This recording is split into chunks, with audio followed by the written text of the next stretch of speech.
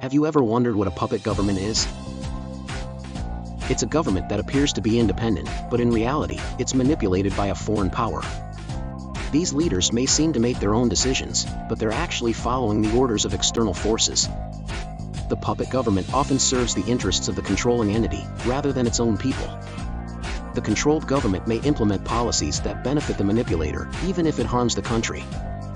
It raises questions about sovereignty, democracy, and the true autonomy of nations.